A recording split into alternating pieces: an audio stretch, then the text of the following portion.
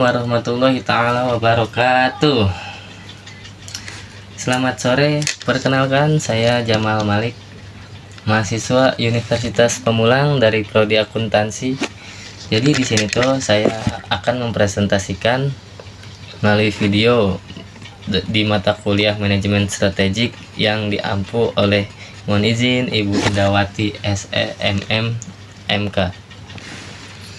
Jadi saya adalah kelompok 7 bersama rekan-rekan saya ada Fadel Apriliano dan Melisa Gulo akan menjelaskan pertemuan ke-18 dari manajemen strategik ini yang bermateri pengevaluasian strategi balance scorecard, peran audit, dan tantangan manajemen strategi pada abad ke-21.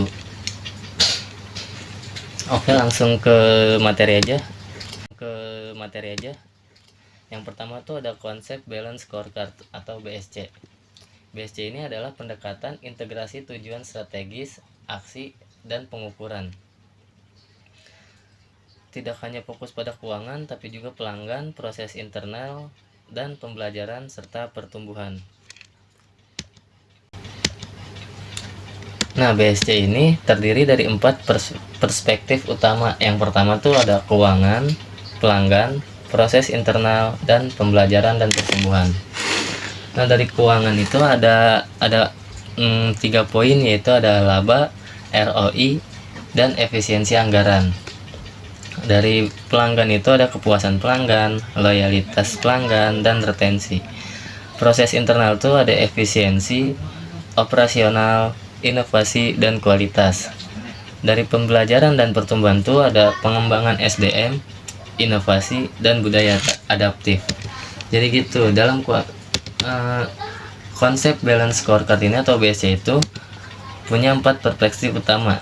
Yang pertama, ingat keuangan, pelanggan, proses internal, dan pembelajaran dan pertumbuhan. Ada 4 poin, dan dimana tadi sudah saya sebutkan dari masing-masing poin itu mempunyai aspek-aspek itu tersebut. Terus dalam BSC ini konteks sekolah, ada contohnya nih. BSC dalam konteks sekolah seperti pembelajaran dan pertumbuhan itu bersangkut paut pada pengembangan siswa dan guru. Terus dari proses internal tuh ada kurikulum sekolah, administrasi sekolah, itu masuknya proses internal. Terus dari pelanggan itu kalau dalam konteks sekolah tuh ada kita mahasiswa atau mahasiswi, siswa atau siswi, dan orang tua atau wali murid itu termasuk pelanggan dalam konteks sekolah ini. Terus dari sisi keuangan tuh dalam konteks sekolah ini ada efisiensi anggaran, kurang lebih seperti itu. Itu saja yang bisa saya sampaikan mengenai karakteristik evaluasi strategi, kontrol sistem dan evaluasi strategi, peran dan perubahan auditor internal pemerintah, strategi abad ke-21, tantangan manajemen abad ke-21 akan dijelaskan oleh rekan saya yaitu Fadel Apriliano dan Melisa Gulo. Jadi itu saja yang bisa saya sampaikan, kurang lebihnya mohon maaf. Karakteristik evaluasi strategi. Karakteristik evaluasi strategi ini dibagi menjadi 6, yaitu yang pertama berkesinambungan atau continuous, yang kedua adalah objektif atau objektif, yang ketiga adalah berfokus pada hasil, lalu yang keempat adalah menggunakan data dan informasi, kemudian yang kelima analisis mendalam, itu terdiri dari SWOT, risiko, dan pasar, lalu yang terakhir itu ada karakteristik transparan. Lalu kontrol sistem dan evaluasi strategi ini mempunyai arti sebagai berikut. Kontrol sistem ini adalah mekanisme memantau dan mengendalikan kinerja agar sesuai dengan rencana. Prinsip Waterman adalah fakta ini sebagai teman, keterbukaan informasi, kontrol keuangan yang tepat, dan adaptasi terhadap perubahan. Peran dan perubahan auditor internal pemerintah itu ada 4.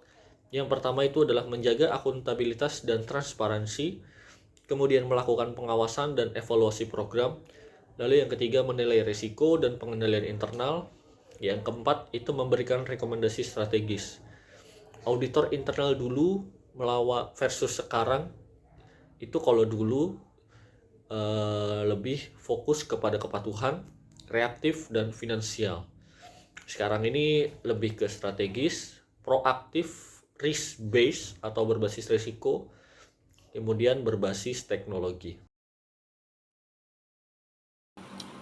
Strategi abad ke-21, transformasi digital dan inovasi berkelanjutan, pelanggan sentris dan pengalaman pelanggan, pasar global dan kolaborasi, berkelanjutan dan tanggung jawab sosial, fleksibilitas dan adaptabilitas.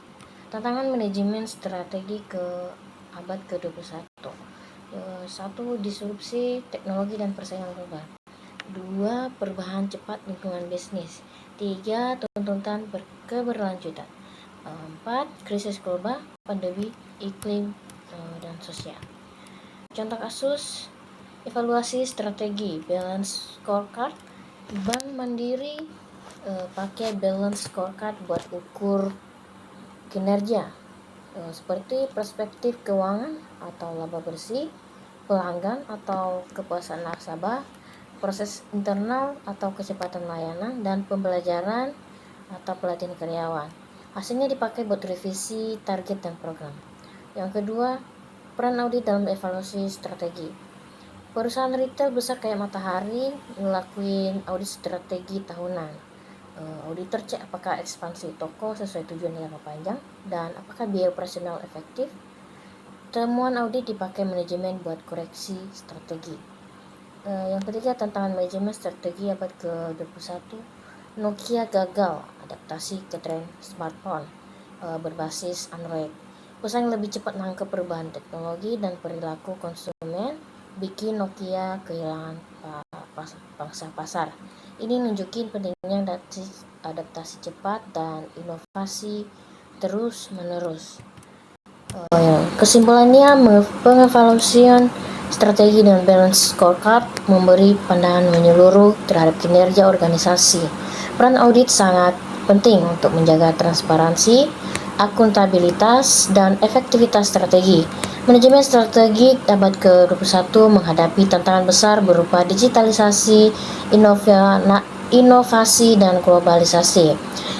Organisasi yang mampu beradaptasi, berinovasi, dan fokus pada pelanggan akan lebih mudah bertahan dan berkembang.